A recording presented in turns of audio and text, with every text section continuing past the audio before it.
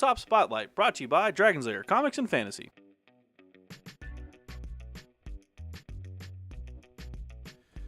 Hey everyone, I'm Adam Harry from BoLS with Chris from Dragon's Lair Comics and Fantasy. And we're back with another Tabletop Spotlight. Chris, you brought a really cool book. This is the new edition, the 5th edition of Vampire the Masquerade. And it's only taken a little while to come up, but it's finally out in hardback, so you guys can go ahead and collect it. It feels like it's been about a decade since we've had a hardback version. It's been some time since you've actually been able to just go to a store and have a copy. So. Yeah, and this one is actually from White Wolf and Modiphius. Yep. Modiphius has been cranking out, by the way, a ton of really cool RPG stuff. They've been focusing on pretty much everything game-wise, because they've got everything coming out that's really cool. So yeah, Wrath and Glory, you know, that was big for us, and obviously Vampire the Masquerade's out, and this is the new 5th edition. So is this going to be like a reintroduction to the World of Darkness system?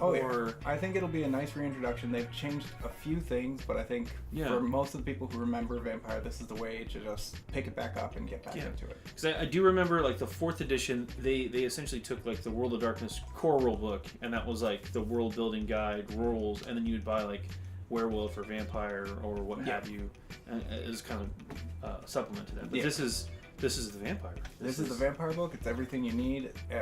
When we dive into it, you're going to see how it's put together for that world building, which is phenomenal. But it's everything you need for the world and for the game. So it's fantastic. Well, let's dive on in. All right. Vampire the Masquerade, back in print for the first time in a long time. Yep, and it's finally looking great. This book is real heavy. Yeah, how many pages was that?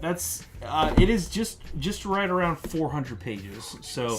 I want to make a quick note too. When you do get a copy of the hardback, there is actually a code you can redeem to get a PDF version, if that's more your style. Yeah. If you don't want to carry this thing around and just throw your back out. No, I'm just kidding. It's not that heavy, but seriously, it's got some heft to it. Oh yeah. If you're used to other game books, you're going to be surprised at this one. Yeah, this one is again from Modiphius and White Wolf Publishing, which is super cool. I like this pages. There's 2 sets here. Yeah. Again, you are playing as vampires, and we'll get into that a little bit more. So, you do as a game master, a veteran game master at this point. I appreciate these kind of tables. Quick tables have always made my life easier. Yeah, this is a table for 50 victims. This is the first 25. There's 25 more at the end of the book, which is kind of good. It's also a little creepy. It's a little creepy, kind of depressing sometimes when you see what they've gone through in their lives. That's fine. You don't want to think about that. You don't want to think about that. Just one other quick note before we go too much further. This game is rated 18 and up. There are some adult themes in here, so we're saying that warning now. But we're going to try not to show off any of that stuff too. We'll try and flip pretty fast. But we're going to go through some of the book. We're not going to go through all of it, but really cool stuff. I guess it's now White Wolf Entertainment instead of publishing, so my apologies. That's okay. Here's the table of concepts. Contents. Contents, everything you need. So, fans of the old World of Darkness system will be very familiar with a lot of this stuff. If you're completely new, this is where you're going to start. I definitely, like I said earlier, this game is going to be... It takes advantage of the world building at the very beginning. You can see that. And for those who are brand new, that is going to be so much help for them. It's not like you're diving into just rules. Yeah, there's 50 some odd pages of just background lore, and it's presented in a really cool thematic way. And just real fast too, if you have no idea what Vampire the Masquerade is or the World of Darkness is, Chris, can you give us just a brief description of what's your elevator pitch for it? So vampires are real. It's the real world. The things that go spook in the night that scare you are actually out there, and there's a bunch of secret societies that go along with it. The idea isn't that there's a couple of vampires. The idea is that there's a vampire society in the shadows. There's a pervasive... all over the place in every level of society, and they have their own society with every level of intrigue along it. And the game definitely plays out very much like an intrigue game. It's a lot of social interaction, a lot of tricking people, a lot of getting permissions from royalty.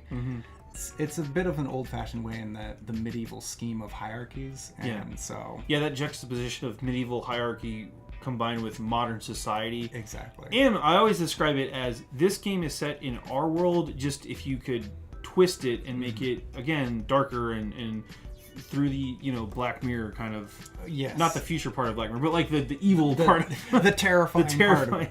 Yeah. And you get to be part of the terrifying part of it, which can be good and bad. So. Yeah. So again, that's just what it is real fast. But going through the sections here, the concepts are going to be where you're going to want to start if you're completely new. It's going to describe all the stuff that we talked about.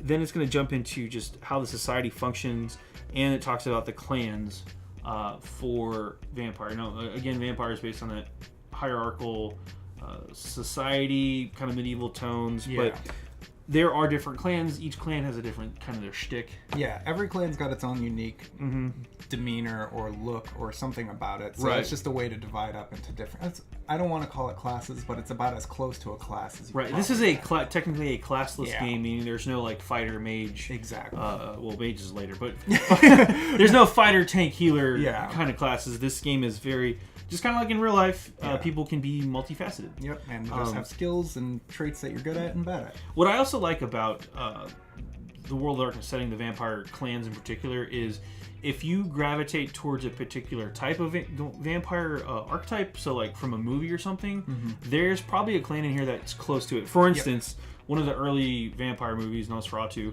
there is a clan called Nosferatu, and it is kind of based off of those feral-looking, creepy, bald vampire dudes. The scary-looking ones, the ones that you don't want to run into the shadows. Definitely not the sexy ones that you might be used to nowadays. Which ones were those again? The Trudor or Bruja was kind of the... Yeah. Bruja was kind of the middle... Not middle of the road, but the working class... Not working class. They were the ones in charge. Last time I played, they were the ones... but yeah, there's different... yes, there are different clans, and you'll find a clan that fits for you. Yeah, you'll find one that fits in your niche of society or clique pretty well. They've covered every basis. Pretty much, yeah. Then we get into character creation. Character creation, you're really coming up with a story of your character more so than your stats. Now, stats are a thing, obviously. This is a D10 based system. Yeah, and you can't escape that. But the real fun of it is the character creation becomes a lot more story based. You really need to... It's not about trying to pick the best. It's about picking the most interesting story, because your story and the way Vampire works in general, as well as all White Wolf games have, interactions and social hierarchies and changes are important. So having a backstory is actually pretty important to the game. Yeah, this is one of those games you really don't want to skip on the backstory. You can wing it with some other ones, but you really need one for this game to work. I mean, they make an entire section, I believe it's under the Chronicles section, specifically for your game master to actually be able to create a hierarchy of your friendships, enemies, allies, and all that. So if you have no backstory, you're going to be missing out on a lot of opportunities for the great parts of this game to come out.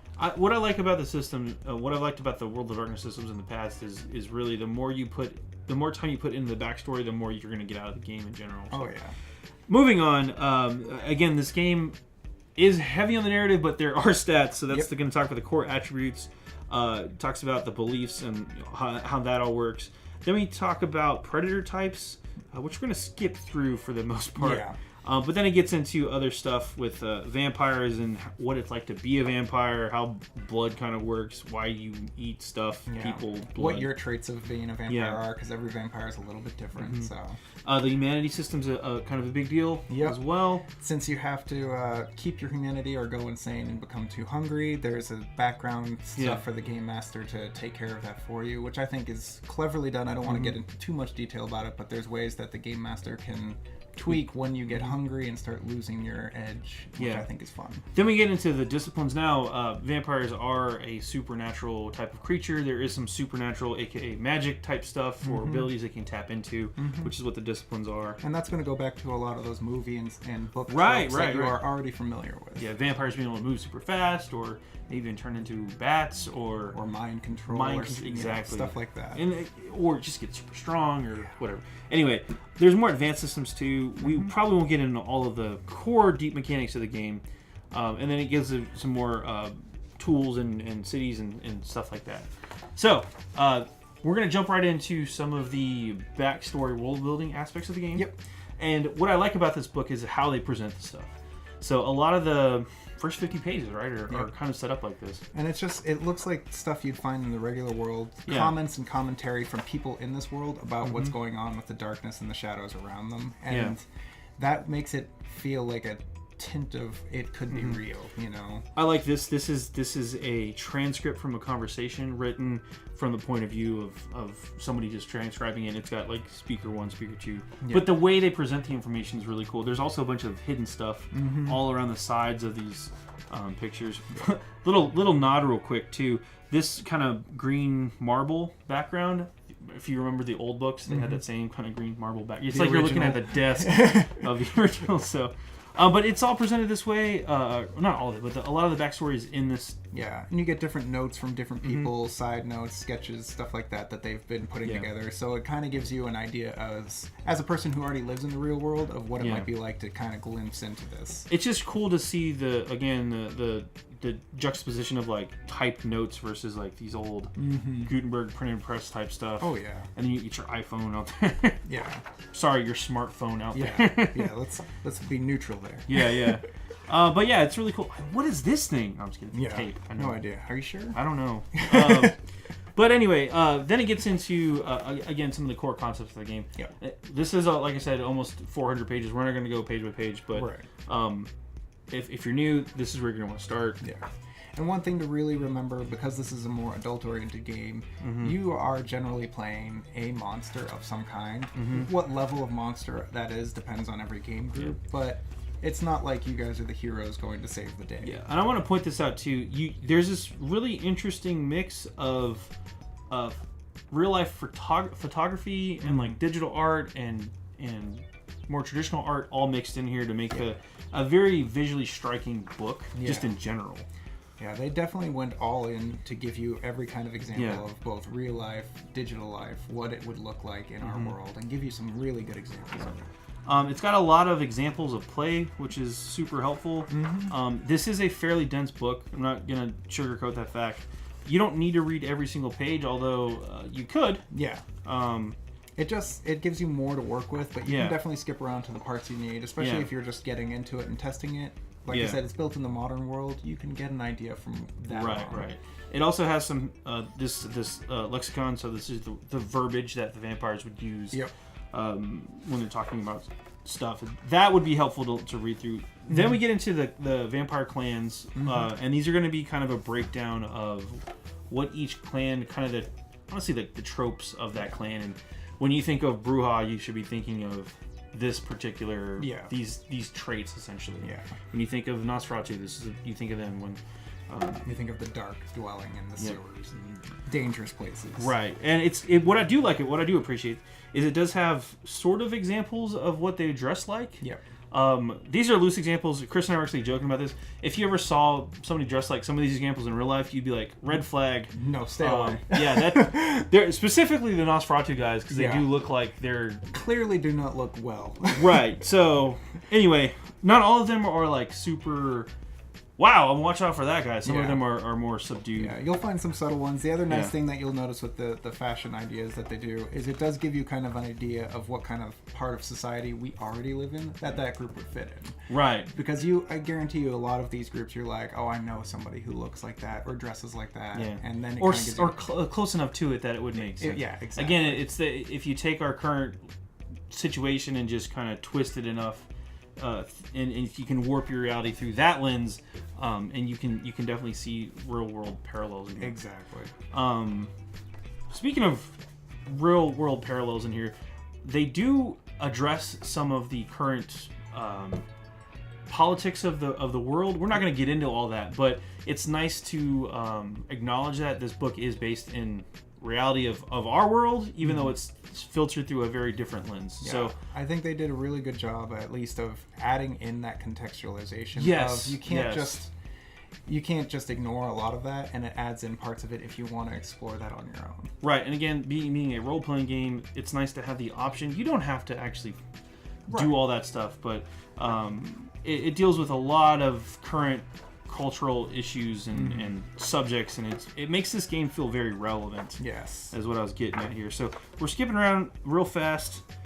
We get to the rules, and can we do a quick primer on the World of Darkness system, just very briefly? What kind of dice system we're using here? How do you play? It's a D10 system. The idea of any challenges or tests that you take in the system is usually you combine 1 or 2 traits. Each of those traits has a number of dice you roll based on how many dots you have effectively in that. You roll them and you're just basing those on successes or failures.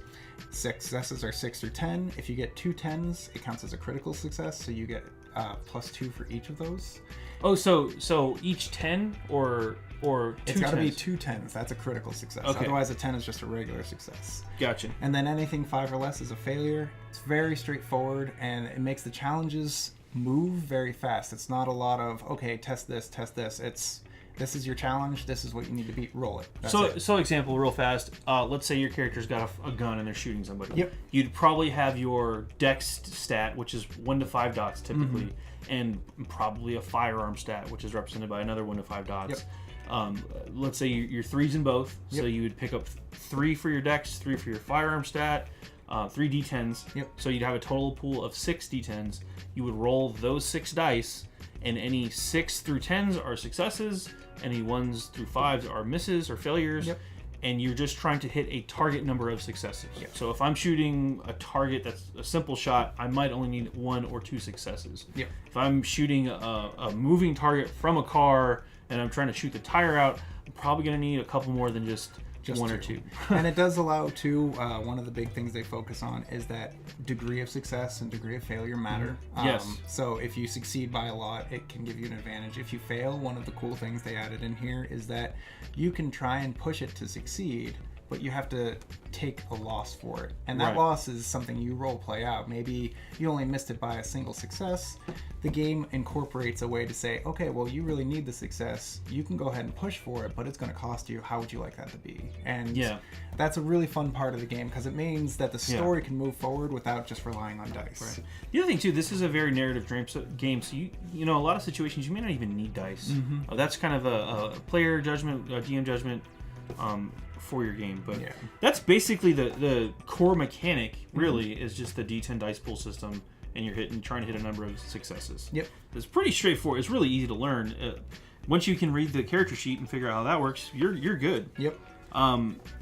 There are conflicts and contests. So if you're, you know.